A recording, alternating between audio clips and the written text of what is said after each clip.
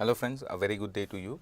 Today we will be looking into the rise of Persian and regional literature, and we will be focusing upon the Mughal period. Alright. Now the Mughal period is known for the great abundance of primary sources from which to reconstitute the history of the Mughals. The Mughal period is known for the great literary activities that were undertaken by the court itself, Mughal court itself, as a court activity, okay, as an institutionalized activity. And this period is also important from the perspective of the rise of regional literatures, because it is the period of also the Bhakti movement, and the Bhakti movement is predicated upon the rise of regional languages and the spread of the message of Bhakti through the regional languages. Now, proceeding forward, we see that Babur himself, okay, had written down his memoirs in the Baburnama. This is a description of the socio-cultural milieu of India during the invasions of Babur. It describes the cultural and social environment of India during his invasions and during the very beginning of the establishment of the Mughal empire in India. Okay, it is closely followed by the Humayunama, which is a work by Gulbadan Begum. Okay,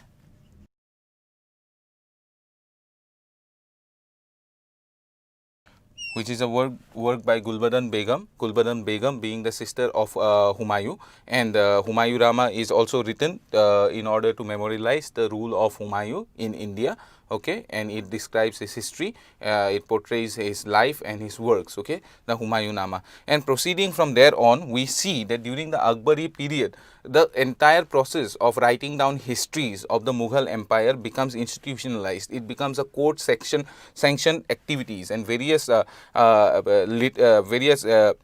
you see, scholars within the Mughal court itself are sanctioned by Akbar himself to write down the histories. And also this is a period of translation works, okay, various Sanskrit works were translated during this period. All right, chief among these works are the Akbarnama and its appendix, the Ain-e Akbari, okay.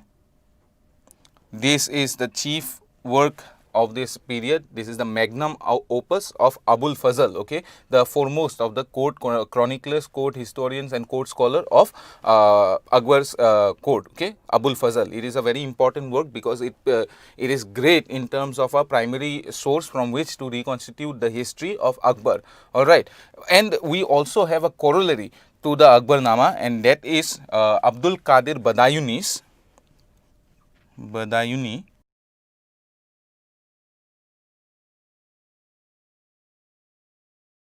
Muntakhab ut Tawarikh, okay.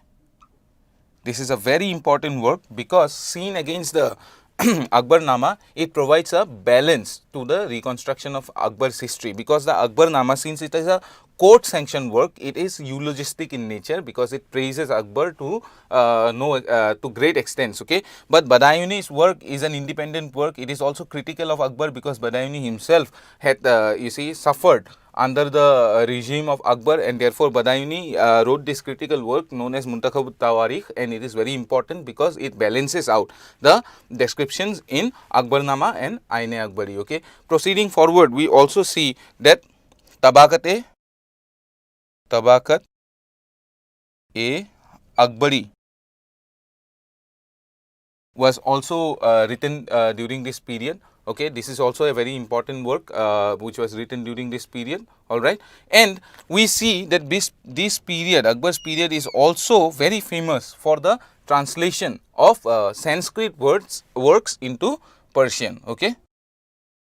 Remember that Akbar was trying to forge a composite society. He was this vision of Akbar of forging a composite society and a very, you see, balanced society in India, okay, is also translated into court activities, okay. It also transpires in the translations of Sanskrit works, all right, Sanskrit works into Persian,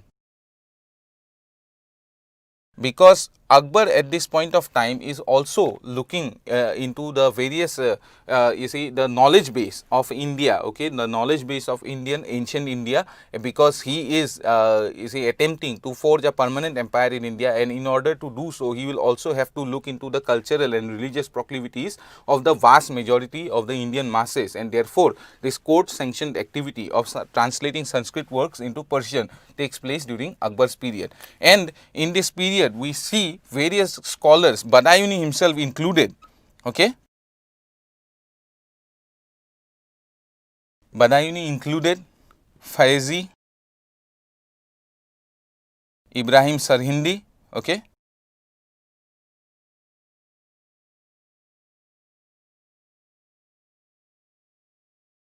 These people undertake the translation activities. Badayuni is known for the translation of the Ramayana, okay.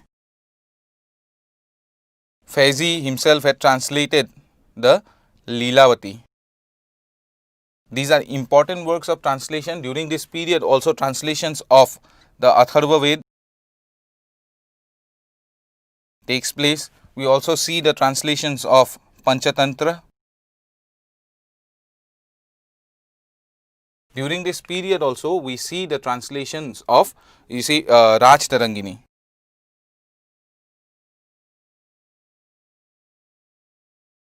Therefore, this period is of no less importance when it concerns the activities undertaken of translations, okay, Sanskrit to Persian, and it is a court sanctioned activity, and it has to do with Akbar's religious policy and Akbar's policy of administration as he forged it out in the context of India, okay.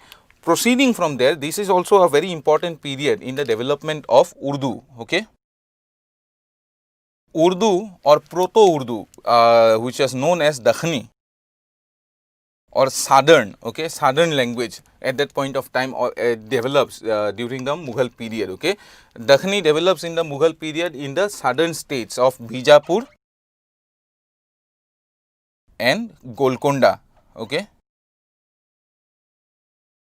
and they are patronized by the various rulers of Bijapur and Golconda, and gradually this Dakhni language, it comes towards the northern part of India, and it becomes the language of the ruling elite, okay. It becomes the language of the ruling elite because the language of Urdu easily lends itself to great poetical compositions and also to great literary activity, okay. Therefore, it also becomes a part of the linguistic culture of the you see intelligentsia, okay.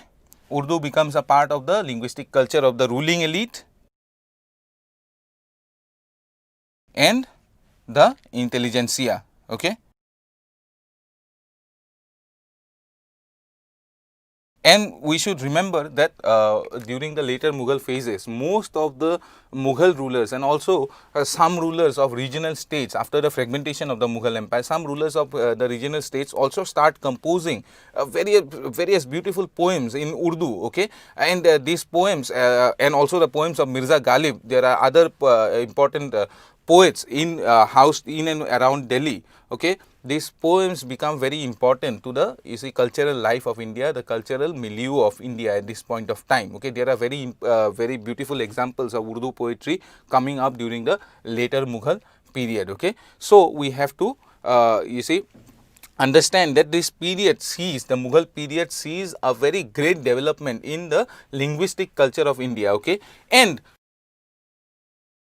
I believe that nothing is more important than also the development of the languages through the Bhakti movement, okay. Now, the Bhakti movement was predicated upon breaking the hegemony of Brahminic culture in India, and therefore, since Sanskrit was the purview of the Brahminic caste, okay, therefore, the important you see personalities of the Bhakti movement, all right, they preached and also they wrote in regional languages. They wanted to make the you see, they wanted to make divine knowledge accessible, all right, and therefore, in the through the behest of the Bhakti movement, the regional languages also find you see a great resurgence during this period. Important to note here is that, you see, Tulsidas, who wrote the Ramcharitmanas. Okay.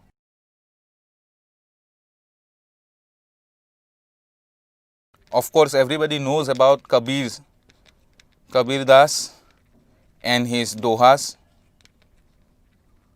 alright, and there are other great examples such as Surdas and his Sursagar. All of these compositions are taking, you see, all of these compositions are being written in the regional languages, so that you see the divine knowledge, okay, knowledge about God and knowledge about the bhakti movement itself becomes accessible to the masses, okay, so that they could break the hegemony of the Brahmanical culture, alright. So, bhakti movement and the development of literature, regional literature through the bhakti movement is also a very important development during the Mughal period. It is a part of the, you see, the cultural milieu of the Mughal period of this era, alright. So, while considering the rise of Persian languages in India and also the you see the great developments in the regional languages of India, you have to consider the fact that it begins with the court sanctioned activities of the Mughals, okay. Then you have to look into the Sanskrit and Sanskrit to Persian translations. You also have to look into the development of Urdu as firstly as Proto-Urdu or Dakhani, and then you see becoming a part of the elite culture or the intelligentsia culture of you see the Mughal period and the regional states. And then you have to also look into the rise of the Bhakti movement and the you see great impetus provided to the regional languages through the Bhakti movement, okay. Because as I already explained, the scholars of the Bhakti movement, okay, the proponents of the Bhakti movement, they themselves were, you see, spreading the message of God through regional languages to make it more accessible. So, I guess Persian and regional languages is about the Mughal period, sorry, of the Mughal period is quite clear to you. I hope that you will be studying hard. I hope that you do good. I leave you today for now. Thank you.